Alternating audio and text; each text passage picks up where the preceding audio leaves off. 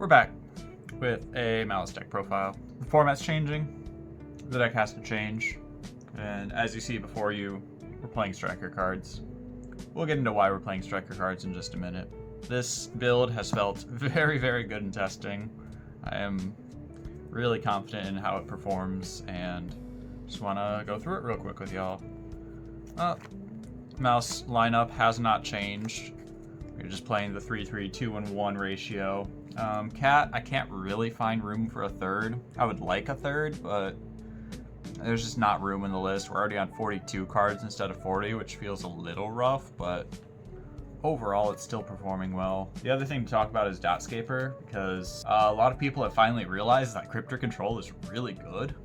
So they're emphasizing Cryptor Control a lot, which means they're using Dotscaper less, which means they're erroneously thinking they don't need Dotscaper. But as you play lines out more, and as you really consider how interruptions affect your lines more, you'll realize that Dotscaper becomes very important for playing around Nibiru, becomes very important for like getting maximum value in cases where you need the maximum value. This card comes up a lot in like weird game states, and that's why I want to keep it in the list. And the other thing is like with Abawakyu and Griffin, both in every list ever, the complaint that like drawing Dotscaper is bad doesn't really hold water anymore, because both of these cards just transform this Dotscaper into a card on board with like benefit on top of it.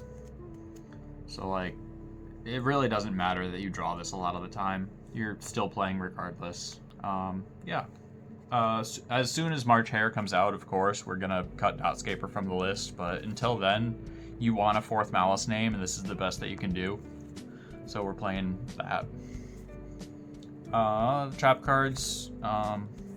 Been hearing that people like side out MTP7, which I don't get. Like sided out going second, and this is really good for breaking boards, for getting an extra push. Like a lot of times you can start playing into a board without using your normal, get to an MTP, get a normal summon, and keep pushing from there. It's also just removal, it's imperm dodging, detonator dodging, whatever. It's a really handy card to have in pretty much any circumstance still. So I don't know why people are cutting it. For the Maliss field, we are actually down to 2 and a terraforming. Terraforming we're keeping because we're on the striker cards. Terraforming is just a free spell in graveyard. And then Underground is a good card, but it's not a card you want to see multiples of. And when we were on the list with 4, it was coming up a lot and you would use it a lot, which is fine, but you also saw it more than you needed to. So concessions had to be made somewhere to fit striker cards into the list, and this is one of the places I made the concessions for. And it's worked out fine. Like, you very rarely need the third field spell. 3 Allure, this card's super, super broken. Like, it's gonna be limited next list, almost certainly. It just gives you such insane value, and it's gonna win like every single game 1 that you play if you draw it. Gold Sark, this is your 4th field spell, essentially. We all know what that one does. Bystials, we've cut down to 5 Bystials. The format is changing, as I mentioned. Like, Mitsurugi, I don't think Bystials perform particularly well into Mitsurugi. Compared to, like, Fiendsmith Ryziel, Bystials are very, very good into Fiendsmith Ryziel because it's cutting off one of their engines entirely, but Mitsurugi can kind of like play around these cards pretty naturally well. And even if you banish the Ameno, sometimes they can get it back from banished and then reestablish it anyway. And if they establish Ameno before you can Bystial it, then you have to deal with an Ameno discard to get your Bystial through in the first place. So I'd rather just like have cards that play on my own turn, which the striker cards do, and that's kind of the impetus for why I started looking at the striker cards more seriously, is Mitsurugi specifically. So the striker lineup is just 2 Engage, 1 Widow Anchor, and 1 Hornet Drones. You only need 2 Engage, honestly, because you have just 2 targets to begin with, and as much as you like seeing this card, it's not essential for your combo to see Engage. It's just like a nice bonus, basically. And the way this is set up basically is like, these are 3 imperms that you only use going second, and these are 3 cards that just say make 2 bodies going first. So there's a lot of value there, and like cutting 2 Bystials in a field spell for this going first is really good value in my mind, and that it can double as this going second is just icing on the cake, really. And the only concern with the Striker engine potentially would be extra deck space, but the way the extra deck is and the way I've conceptualized how this deck plays, you actually have plenty of flex spots in the extra deck at this point. So this is just like a natural inclusion now, and it feels really, really good. I'm still kind of getting used to the Striker lines, but overall I've been very happy with the cards, and I think they have a very good spot in the meta right now. And that is the engine, quote unquote, even though the last like 9 cards have been like towing that line between engine and non-engine, which is a good place to be. Free Shifter, this card FTK is like, don't ever not main deck it. Ash Blossom, Nib, Impulse, Metaltronus. Ash was a card I was going back and forth with a lot, but it's just so useful in so many different scenarios. Extra copies of Impulse against Mitsurugi, because Impulse just like destroys that deck, and having extra copies of it is really good.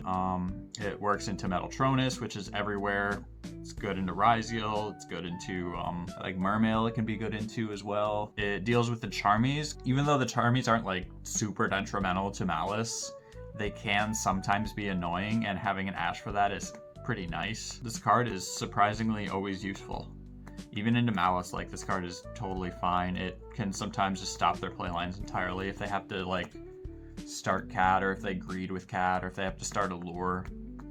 This card can get you there, in combination with another one especially. Nibiru, with Mitsurugi like gaining so much popularity, I'm kind of iffy on this card, but at the same time, there's not much else I would want to play instead of Nibiru. Like, best case it'd be like another Bystial and then cutting Nib entirely, but that doesn't quite feel correct. Like, this card is still putting people on half boards more often than it isn't, so I'd rather just have it still in the list than not.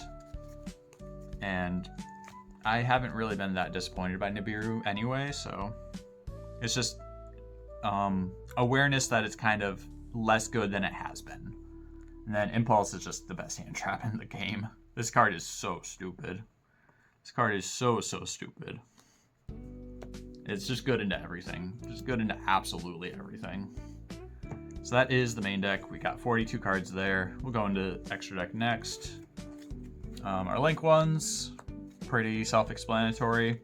Lingeribo is like your 15th card at this point. Like, this card barely matters, but you want a name that isn't Link Decoder for shifter lines, and you also can just make this into boards, and it'll insulate against like imperms, impulses, the Mitsurugi trap it can check as well. So these are all pretty good cards. Dark, I can't believe people don't play this card. Dark is so good.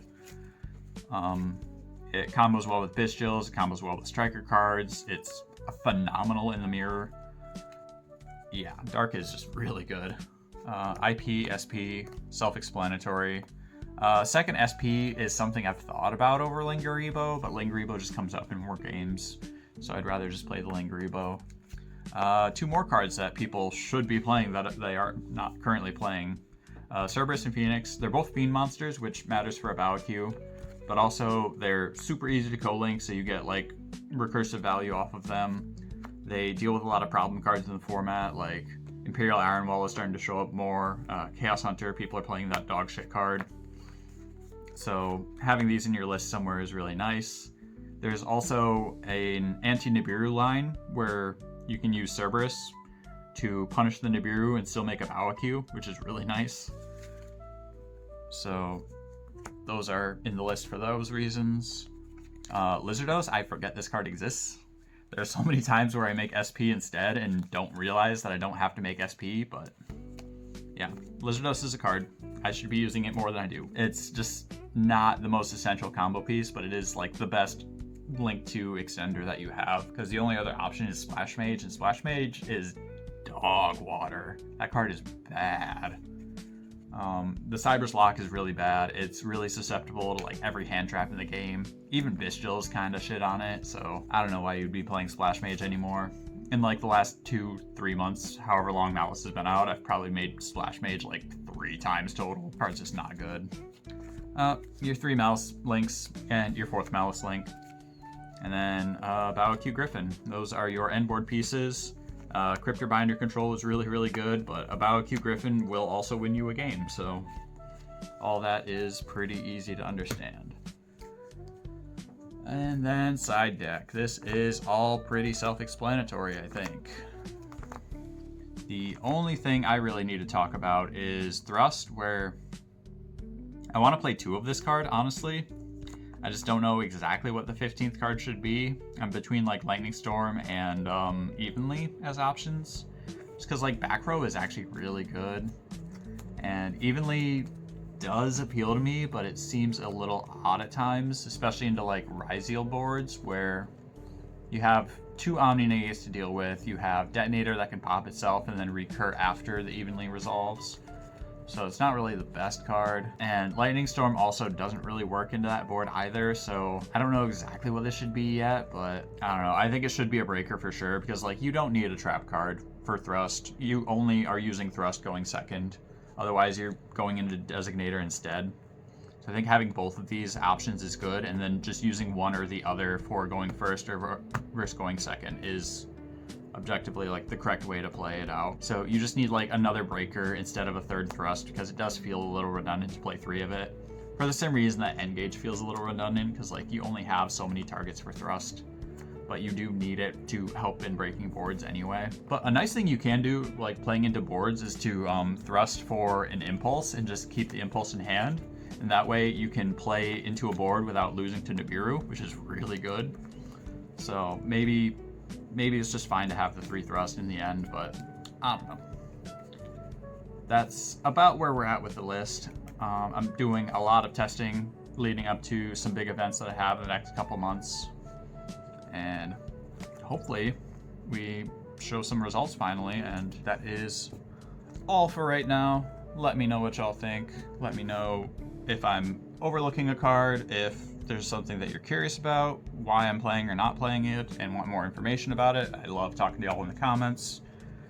And until next time, thanks for watching and peace out.